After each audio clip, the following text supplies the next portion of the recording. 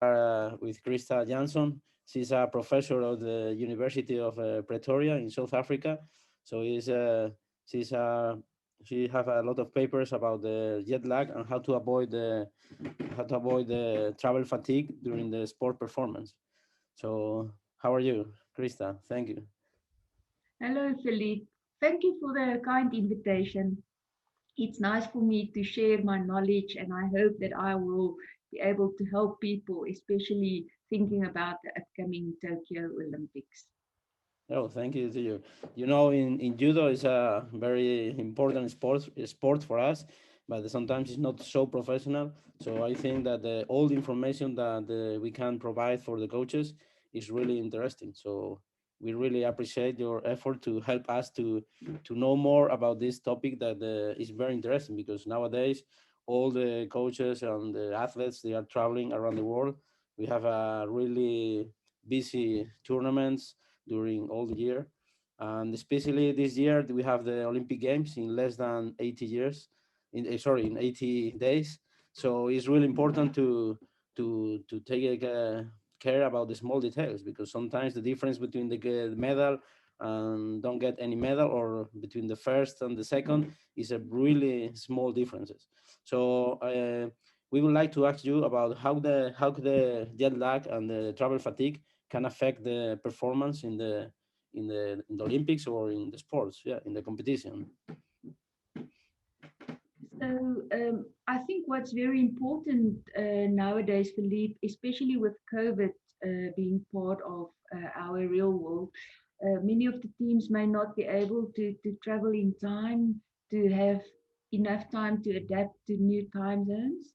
And unfortunately, that may then affect performance, especially if you sort of arrive shortly before adaptation of before competition. Mhm. So it can have a huge effect, both the travel fatigue and jet lag, and people will need to think about ways to minimize that effect.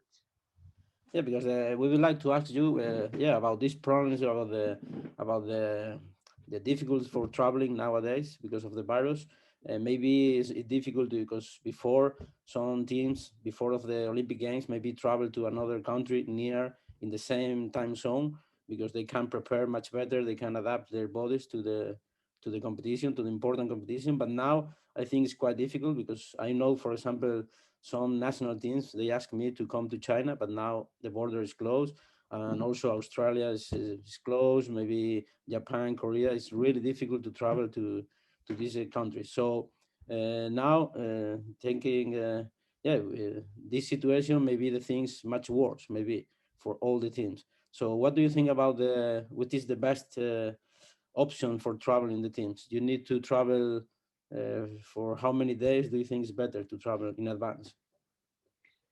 So that will depend on, if you're going eastward or westward, because that can have a influence. Um, and also, of course, how many time zones you will be crossing. So if you go east, you will need more time to adapt. You need at least 1 day per time zone crossed. While if you go west, it's about half that time. For example, if you go westward and you cross 4 time zones, then you will need 2 days to adapt. If you cross 6 time zones, you will need 3 days to adapt. While if you go east, you will need for 4 time zones crossed 4 days to adapt. Mhm. So it is, I think, important to see if one can get in at least a week before competition starts. So at least that you can start that resynchronization process. And maybe just on that, Philippe, what we also need to remember is that some people will be coming from the southern hemisphere to the northern hemisphere. So Mhm. it won't only be time zones that they're crossing, they will also be cross changing seasons that they also need to take into consideration, from summer to winter or the other way around for some teams. And that is where travel fatigue really comes into play, not so much jet lag. It's the long journey where you don't have time zones crossing that you then suffer from travel fatigue. Mhm. And also, I would like to talk to ask you about the individual response because maybe not all the athletes respond the same way after they jet lag. Maybe some athletes they can adapt very well. Other athletes they have many problems for sleep. Or what do you think about what the research say about? Yeah, so we know there are big inter-individual differences. Um, you may know about the chronotypes. So some people will be morning people and others will be Mm, more evening people. So the so-called larks and night owls. And just thinking of chronotype, if you are a lark, you will travel in the eastward direction easier because it's easier for you to advance your clock. And if you're a night owl, it will be easier for you if you travel westward because you will then be able to delay your clock easier. But that's not set in stone because most people are intermediate type. So it's sort of in between, but it's something that we need to take into consideration working with individuals. And then we also know that there's a genetic link to this. They're looking at some of the so-called PER genes, where it seems if some people carrying the 3-4 gene, for example, will be a more morning type, and the 3-5 gene will be more evening type. And that is just, genotype and chronotype. But then you get your social influences that will also upset some individuals more than others. If you're sort of an anxious, nervous person, you now need to travel, you in a new country, you don't know if you will be able to get your food and your medicine, whatever you need, that may also cause more symptoms of travel fatigue and jet lag. So there's a definite difference between individuals. And I think for the managers and the coaches, it's important to take that into consideration when you work with a team. In judo, you have many members doing judo. So you need to just think of individuals reacting differently. mhm. And about the different sports, just because okay, we are talking about judo, but maybe also it's interesting for some of the audience to talk about. Do you think there are any sports that they have more problems with the jet lag than others? Maybe, for example, the some sports that they need to focus the attention, like archery or shooting, or all the sports they can find the same problem, or maybe, for example, running a marathon is totally different. So, what do you think about the different sports? So the evidence is not good because of all the variables that you have to measure when you look at performance. But we know that physiological parameters, like heart rate variability, have a circadian rhythm, as do your physical markers, like your vertical jump height and all of that, also have circadian rhythms to it. And the thinking is that the best time of performance will be early evening. If you look at world records being set, for example, it's mostly in the early evening when people compete that they set the records. Uh, but on the other hand, it seems if the fine motor coordination and fine hand skills, those people will be better in the mornings as opposed to the early evenings. The problem that you have is if you cross time zones, you now need to take your body clock into consideration. So it may be early evening when you participate in Tokyo, but your body clock may be sitting at morning time. And that may mean that your performance will not be that good. So that is always very important that you need to think about your own body clock and where it is sitting at for you to determine what your performance may be like. Mhm. And about the different ways to avoid the problems with the jet lag. I saw that some teams in the last Olympics in Rio, I remember the Netherlands team, they use light glasses just to try to minimize these problems with the jet lag. Do you think there is any evidence, scientific evidence about if they are useful or not, or what can you say about that? Absolutely. Light is one of the applications where we do have scientific evidence. And fortunately, not a lot of this evidence is coming from the athletic population. It's mostly in healthy populations and some of it in military people. But we can, infer that to athletes. And what the people from the Netherlands did at the Rio Olympics was then to apply light intervention. The importance is that you need to apply it at the right time, because if you apply it at the wrong time, you're going to shift your body clock in the wrong direction, and Yeah. then you're going to delay resynchronization. And that is where, again, uh, the phase of your body clock is so important. And what we sort of advise people is to, at your hometown, your body clock will be sitting at approximately 4 a.m. in the morning. So if you take that in mind, and if you now cross, say, 3 time zones east, you need to remember that your body clock is 3 hours behind. And your light intervention should be around the time of your body clock. And that Mhm. is why people will then use sunglasses to avoid light, Mhm. or they use, light boxes to actually get bright light. Mhm. But there's good scientific evidence that you can apply light to either delay or advance your body clock. Okay, you are talking about that some of the most of the research they are doing in laboratory conditions, not in the real situation in sports. So, do you think the athletes they can how to say they can manage better than general population, or the same, or do you know? Well, there's no evidence, from the athlete population if they adapt quicker or not. So still a long way to go before we will have a hard yes or no on that. But what we do know from the literature is that the younger people seems to adapt better. So if you go in a team, the athletes may be better off than the managers and the coaches, for example. And I think, what is important is that we need to educate athletes to uh, preserve sleep. Because the better rested you are, the better you will feel of the travel. Mhm.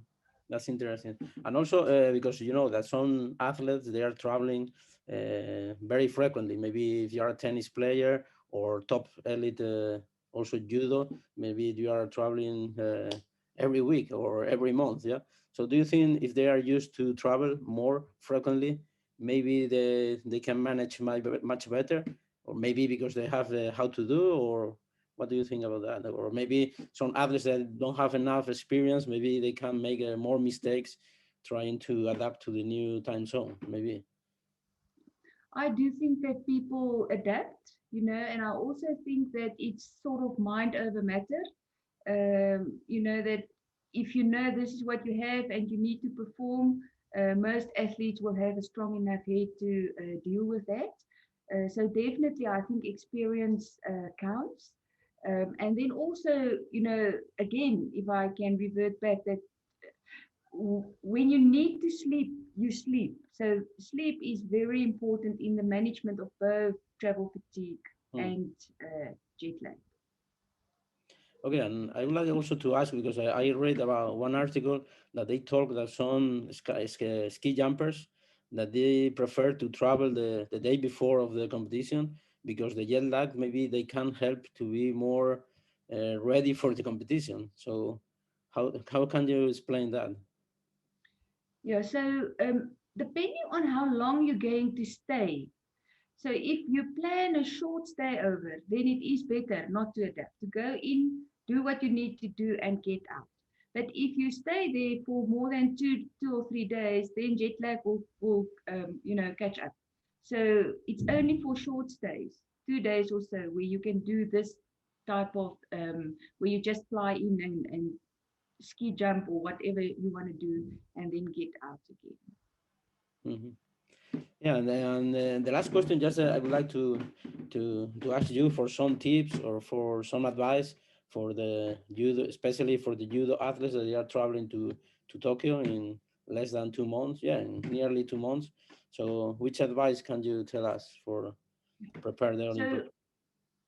thank you, Philippe, for that question. So I think it's important that people do not put too much pressure on themselves, because some things you can't change, and you need understand that before you travel. Even now with COVID, if you can't get in long enough before, you need to adapt to that. But what we usually advise is if you have enough time, that you should approach it in a bit of a scientific way. Again, referring to the body clock and thinking of, when you sleep at your best at approximately 4 o'clock in the morning, that is when your core body temperature is at its lowest. So if you can work from that and then you apply your interventions according to that CBT min, taking into mind that it will shift per day. And that is then when you can apply your light interventions. And the general rule is that if you go east, you want light exposure in the mornings. And if you go west, you want light exposures in the late afternoon, early evening. It may change depending on the time zones crossed, and that will then be on the right side of your body clock to not cause your clock to shift into the wrong direction. And the interventions that one can look at will then be light application. One can think of melatonin, but that is something that you need to be used to because remember, it can also make you sleepy. So, again, if you take it at the wrong time, it will have the wrong outcome. One also need to consider meal times. So try and adapt and when you get to the destination, adapt to their time schedule and fit in with that. It may help you to resynchronize.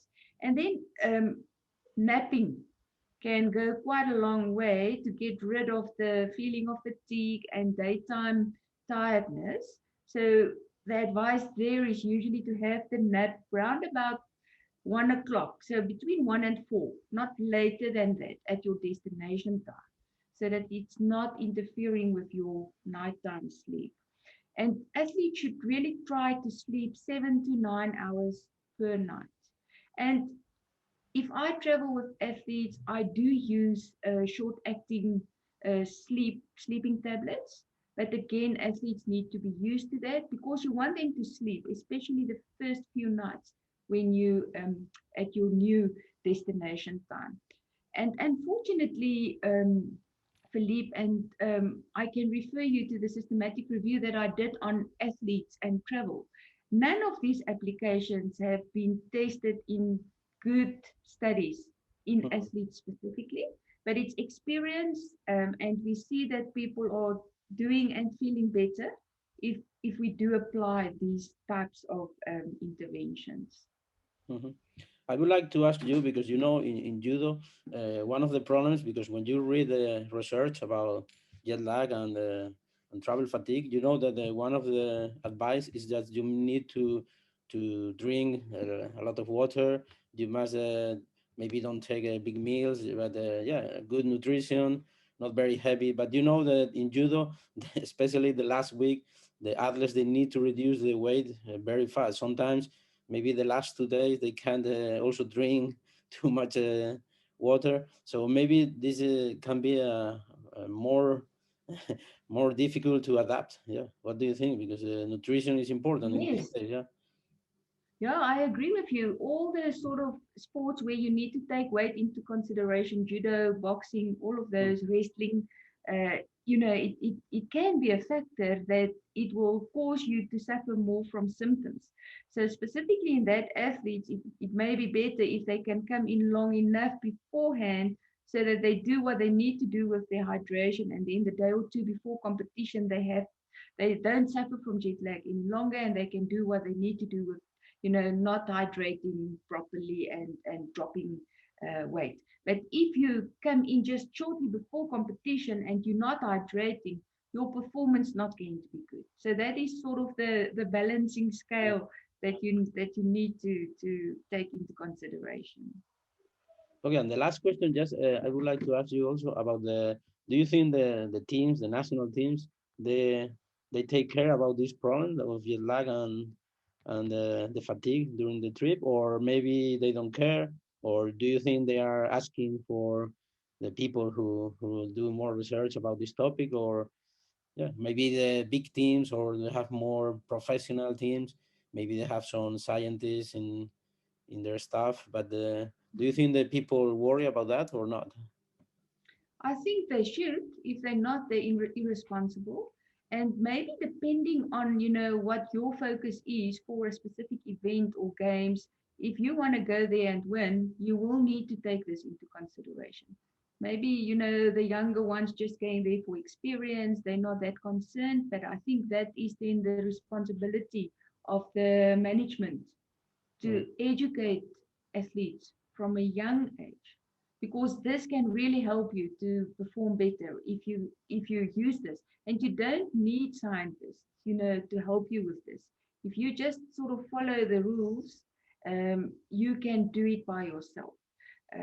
So I do think, Philippe, that it's wonderful that you're trying to get the message out there, and to try and educate coaches and judo athletes to consider jet lag and travel fatigue, because it's not something that you can just ignore. It won't go away if you're traveling continents and crossing time zones.